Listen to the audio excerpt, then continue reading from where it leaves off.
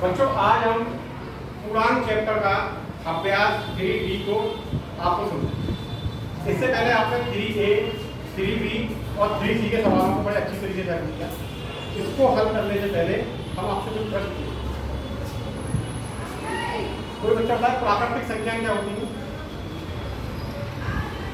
बाहर आ जाओ।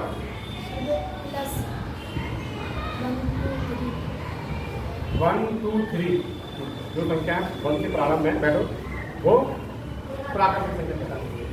और पूर्ण संख्याएं क्या है? हाँ बताओ राहुल।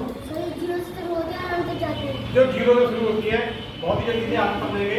जिस तरीके से ये नंबर लाइन पे आपने देखा था, ये नंबर लाइन पर 1 2 3 4 यानी जो प्रकृति में मौजूद है उसे हम इस तरीके से देख सकते हैं 1 2 3 4। तो ये आपका हो गया प्राकृतिक संख्या। क्या रहा आपका प्राकृतिक? अब इसमें प्राकृतिक में अगर हम इसमें प्राकृतिक संख्या में अगर हम 0 ऐड कर देंगे तो हमारी ये हो गया पूर्ण संख्या की होल। अब इसको अगर हम नकारात्मक रूप में भी ले जाते हैं तो ये आपका हमारा पूर्णांक हो जाते हैं -1 -2 -3। इसको सब मिलाकर के यानी कि सभी प्राकृतिक संख्याएं पूर्णांक है, सभी पूर्ण संख्या और प्राकृतिक संख्या सभी पूर्णांक है। पूर्णांक दो तरीके के होते हैं आपके, प्लस और माइनस दोनों संख्या। अब हम आते हैं पूर्णांकों पर गुणन संक्रिया। बार बार जोड़ने की क्रिया को गुणन संक्रिया कहते हैं। जिस तरीके से आप गुणा करते हैं इसका आप एक उदाहरण के द्वारा देखेंगे। 3 गुणा 4 कितना होगा? तुम बताएं मुझे। 3 गुणा 4 कितना होगा? हाँ आदित्य 12 होगा। Very good. अब देखो इसको हम जोड़ने की बार बार जोड़ने की क्रिया को यानी कि हम 4 को 3 बार लिखना है। 4 + 4 + 4 + 4 अब बराबर कितना आएगा? 4 बार नहीं लिख करके यदि हम 4 को 3 बार लिखना है तो आगे आ जाता है 12। क्लियर है? 3 बार लिखना है तो आगे 12।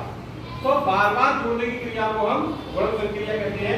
उदाहरण आप ये समझ सकते हैं। देखो 4 गुणा -5 तो यानी कि -5 को हम 4 बार लिखेंगे। -5 + -5 + -5 और प्लस तो ये हमारा माइनस का 20। दूसरा नियम इसका देखेंगे हम गुणन संक्रिया का क्रम विनिमय नियम। देखो क्रम विनिमय नियम को होता है जिसमें अगर हम क्रम बदलते संख्या का और संख्या के मान को कोई असर ना हो तो उसे क्रम विनिमय नियम।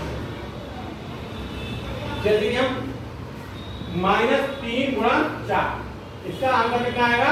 4 या 12 यानी एक संख्या अगर ऋण होगी दूसरी संख्या अगर धनात्मक होगी तो उनका जो उत्तर आता है वो ऋणात्मक मिलता है। अगर उसका हमने क्रम बदल दिया, पहले क्रम पे कर लिया हमने +4 और फिर कर लिया -3 तो भी इसके उत्तर पे कोई फर्क नहीं पड़ेगा यानी क्रम।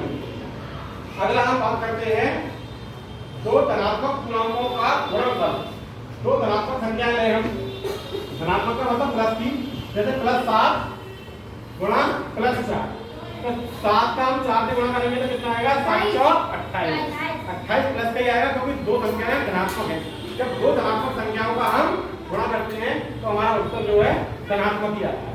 इसको हम धनात्मक संख्याओं के लिए धन का निशान लगाना आवश्यक नहीं है। 7 गुणा 4 भी हम 28 ही लिखेंगे। अब आते हैं हमारा दो पूर्णांकों का गुणनफल। दो ऋणात्मक पूर्णांकों का गुणनफल आप जब हम लेते हैं जैसे देखेंगे -3 गुणा -4 बराबर 12 यानी कि 3 का अगर हम 4 से गुणा करेंगे तो वो हमारा प्लस में ही आएगा। इसका हम पूरा नियम सिद्ध करके दिखाएंगे आपको। 3 गुणा 4 यानी कि ये आपका प्लस में आएगा। तो एक धनात्मक मतलब एक ऋणात्मक का गुणनफल जब एक संख्या हमारी ऋणात्मक होगी और एक संख्या हमारी धनात्मक होगी तो उसका जो उत्तर आएगा वो ऋण में ही आएगा। इससे हमारा ये होता है कि जब एक संख्या प्लस की है और दूसरी संख्या भी हमारी प्लस की है तो जो आएगा हमारा प्लस में आएगी। एक संख्या हमारी माइनस दूसरी माइनस तो प्लस यानी plus plus plus minus minus plus. एक हमारी ऋणात्मक है दूसरी धनात्मक है तो कैसे आएगी संख्या हमारी? एक प्लस दूसरी माइनस। तो इसलिए अब इस चैप्टर में हम इसमें आगे सवाल करेंगे सारे 3D नहीं लग रहा।